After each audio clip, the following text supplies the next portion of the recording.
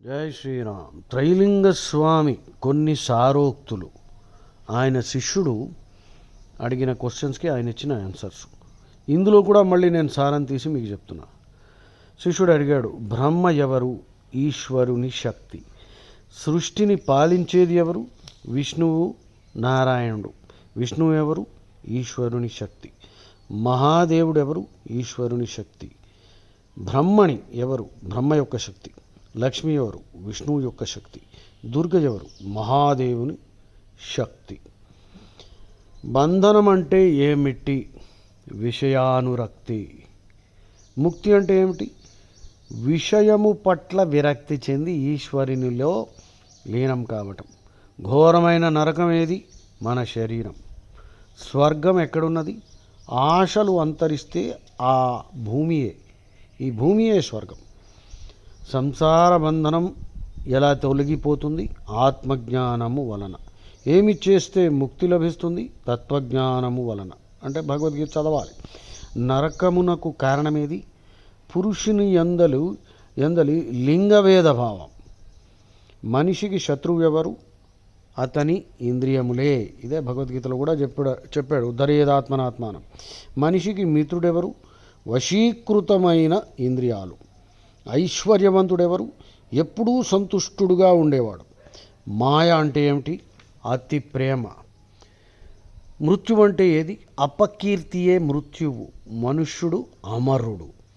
చిరకాలం ఉండే రోగమేది? సంసారం. ప్రధాన తీర్థమైనది ఏది? పవిత్రమైన మనసు. వినదగినది ఏది? గురు సన్నిధిలో వేదాంత బోధ. బ్రహ్మజ్ఞాన ప్రాప్తికి ఉపాయమేమిటి? సత్సాంగత్యము. జీవునికి జ్వరమేది? చింత. మూర్ఖుడెవరు? అవివేకి అయినవాడు. లాభం అంటే ఏమిటి? బ్రహ్మజ్ఞాన ప్రాప్తి. జగద్విజేత ఎవరు? మనస్సును జయించినవాడు. సుఖవంతుడు ఎవరు? ఏ రకమైన చింత లేనివాడు. కర్తవ్యం ఏమిటి? ధర్మోపార్జన. బుద్ధిమంతుడు ఎవరు? స్త్రీకి వశుడు కానివాడు. కనిష్ఠుడెవడు? యాచించేవాడు. జ్యేష్ఠుడెవరు? ఎవరిని ఏది యాచించనివాడు.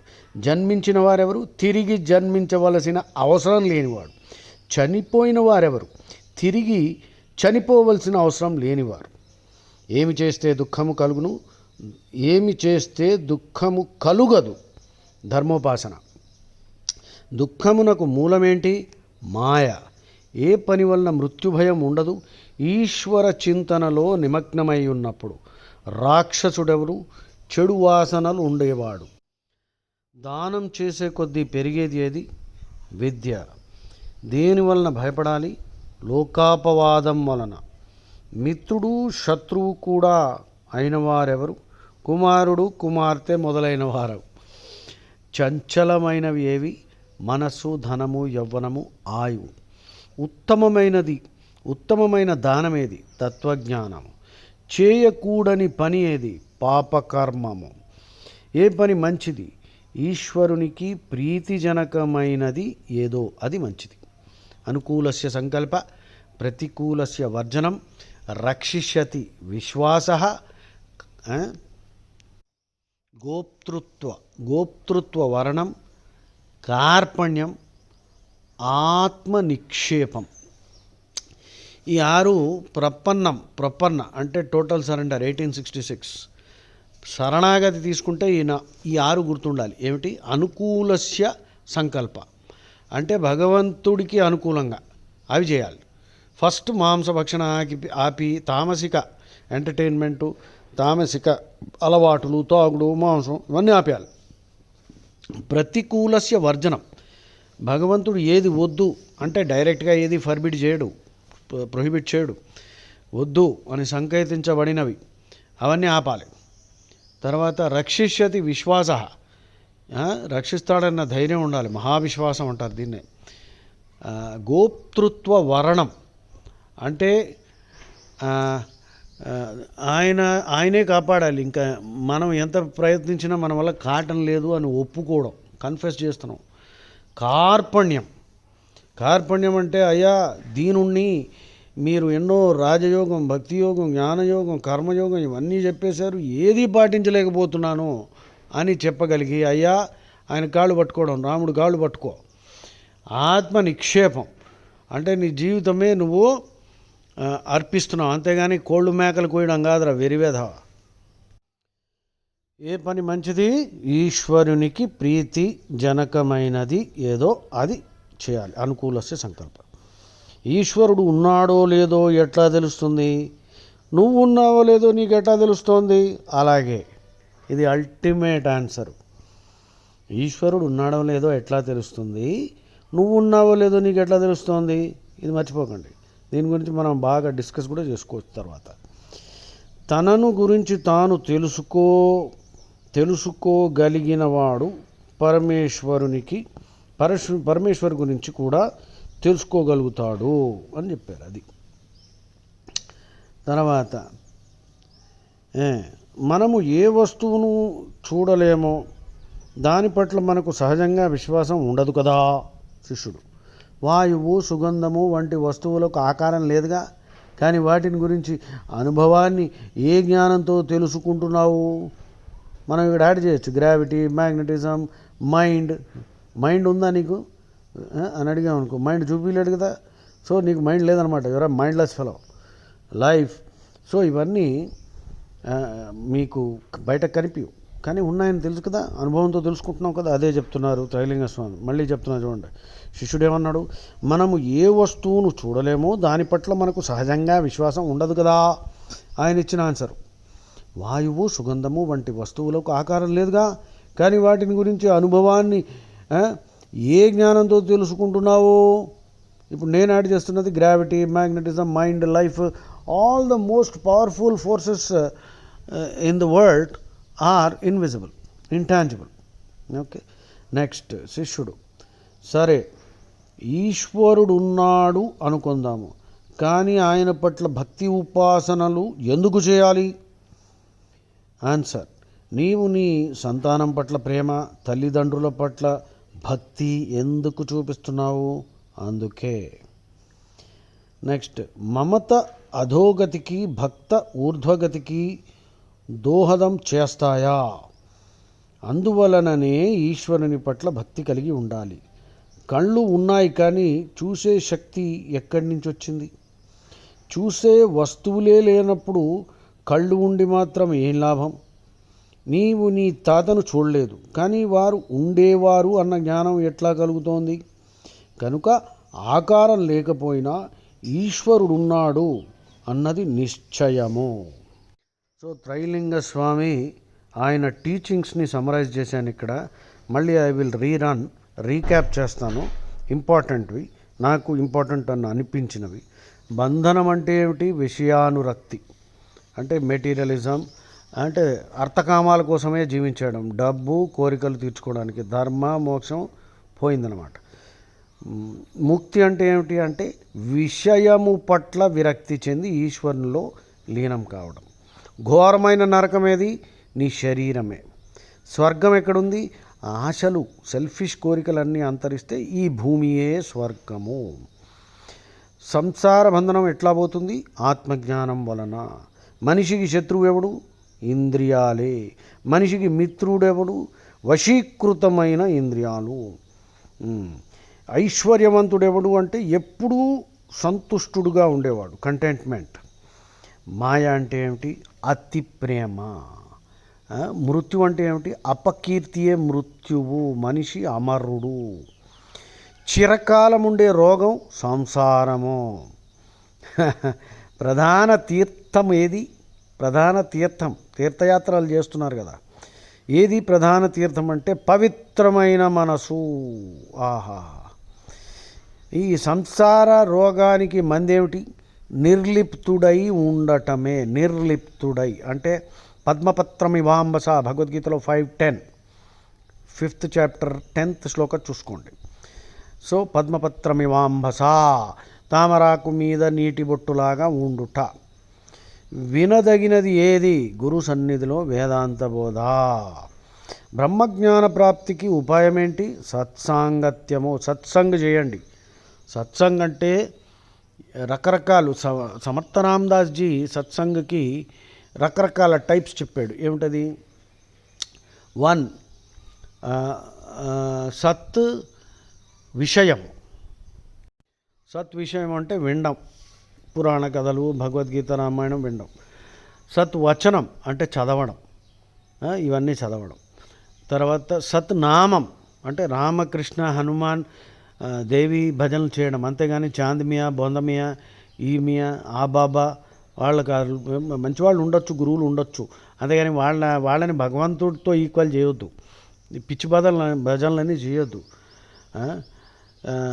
ఈ పురాణంలో వస్తుంది చూడండి, రామనామ జపాదేవ లోకే శాంతి సముద్భవం. రామనామ జపాదేవ లోకే శాంతి సముద్భవం. అన్యనామ ప్రలాపేన దుర్భిక్షం మరణం భయం. అందుకని చాలా జాగ్రత్తగా ఉండాలి. సో సత్సంగం అంటే ఏమిటి? సత్ విషయం, సత్ వచనం, సత్ నామం, సత్ గానం, సత్ వస్తు. సత్ వస్తువు ఏమిటి చూస్తున్నావు? ఏమిటో వస్తువులు? శంఖము, ఓము, స్వాస్తికము, ఆవు, ఇవన్నీ చూడాలి. పొద్దున్నే రాముడు, కృష్ణుడు బొమ్మలు ఉంటే పెట్టుకోండి, విగ్రహాలు తెచ్చుకోండి, అవి చూడండి. సినిమా యాక్టర్లు చెత్త వెధవల మొహాలు చూడడం కాదు పొద్దున్నే లేచిన వెంటనే. సో ఇంట్లో ఉండాలి. ఇంట్లో చాలామంది ఇంట్లో నేను చూశాను అసలు దేవుడి బొమ్మలే ఉండవు. హిందువులు ఇలా దరిద్రుల్లా తయారయ్యారు, అందుకే జీవితాలు కూడా అలాగే ఏడుస్తున్నాయి. సో సత్వస్తు. సత్కార్యం. సత్కార్యం సత్కార్యం అంటే మీరు ఊహించుకోవచ్చు, జీవహింస లేకుండా నరకడాలు, కోళ్ళు, మేకలు కోసేసి తినేసి, ఇవన్నీ సత్కార్యం కాదు. ఇది ఆసురీ కార్యాలు ఇవి, సత్కార్యం. తర్వాత సత్విచారం అంటే డిస్కషన్, డిబేట్ చేసుకోవాలి. 10:32 భగవద్గీత చూసుకోండి. భగవద్గీతలో 10:32 శ్లోకం ఎలా వస్తుంది? సర్గాణం ఆదిరంతశ్చ మధ్యం చైవాహం అర్జున ఆధ్యాత్మ విద్యానాం వాద ప్రవదతామహం. అంటే కృష్ణుడు ఏమంటున్నాడు? వాద అంటే కన్క్లూషన్. అంటే ఎటువంటి conclusion? When people come to the discussion table with a bona fide intention of knowing the truth. విత్తండ, జల్ప రెండు ఉన్నాయి. విత్తండం అంటే ఏమిటి? ఇద్దరు fanatics, they will try to employ every technique in order to convince the other fellow that his belief is right and the other beliefs are wrong. అది వితండవాదం అనమాట. నేనన్నదే కరెక్ట్, నువ్వు అన్నది తప్పు. ఇది నిరూపించడానికి రకరకాల ఎత్తులు వేస్తారు. జల్ప అంటే డెవిల్స్ అడ్వకేట్. అంటే వాడికో నమ్మకం గాడిది కూడా ఏం లేదు, అవతల వాడి నమ్మకాలని మొత్తం భ్రష్టు పట్టించేసి క్రిటికల్ థింకింగ్ వాడేసి వాడిని ధోబీకా కుత్తాన ఘర్కా ఘాటకా లాగా చేసేస్తాడనమాట. అది జల్పం. సో కృష్ణుడు ఈ వాద అన్నది నేనే ప్రేరేపిస్తానన్నాడు. అంటే సత్వగుణంలో నీకుంటే అది వస్తుంది. 10:32 చూసుకో. తర్వాత సత్విచారము, సదాచారం. ఆచారాల్లో మళ్ళీ సాత్వికమైన ఆచారాలు ఉన్నాయి, మళ్ళీ దరిద్రపాచారాలన్నీ ఉన్నాయి. అవన్నీ చెప్తూ ఉంటే కూడా కోపాలు వస్తున్నాయి. మన కళ్ళు ఎలా అవ్వాలంటే ధర్మామీటర్ లాగా అవ్వాలి, గుణామీటర్ లాగా అవ్వాలి. కళ్ళు మనసు రెండు ధర్మామీటర్, గుణామీటర్ లాగా ఉండాలి. సత్వగుణమా, రజోగుణమా, తమో గుణమా, ధర్మమా, అధర్మమా చూడగానే తెలియాలి. ఎవడో చెప్పక్కర్లేదు, అంతరాత్మలో రాముడు కూర్చున్నాడు కదయ్యా. సో సద్విచారం, సదాచారం, సత్సంబంధం అంటే ఎవరితో నువ్వు దోస్తీలు చేస్తున్నావు. సజ్జీవనం. టోటల్ 10 చెప్పాను చూసుకోండి. లాస్ట్ నేను యాడ్ చేశా. సమర్థ రామదాస్ 9 చెప్పారు దాసబౌధలో. నెక్స్ట్ బ్రహ్మజ్ఞాన ప్రాప్తికి ఉపాయం ఏంటి? సత్సాంగత్యం. జీవునికి జ్వరం ఏంటి? చింత. మూర్ఖుడెవడు? అవివేకి అయినవాడు. లాభం అంటే ఏమిటి? బ్రహ్మజ్ఞాన ప్రాప్తి. జగద్విజేత ఎవడు? మనస్సుని జయించినవాడు. సుఖవంతుడెవరు? ఏ రకమైన చింత లేనివాడు నిజంగా సుఖవంతుడు. కర్తవ్యం అంటే ఏమిటి? ధర్మోపార్జన. అధర్మోపార్జన కాదురా. బుద్ధిమంతుడెవరు?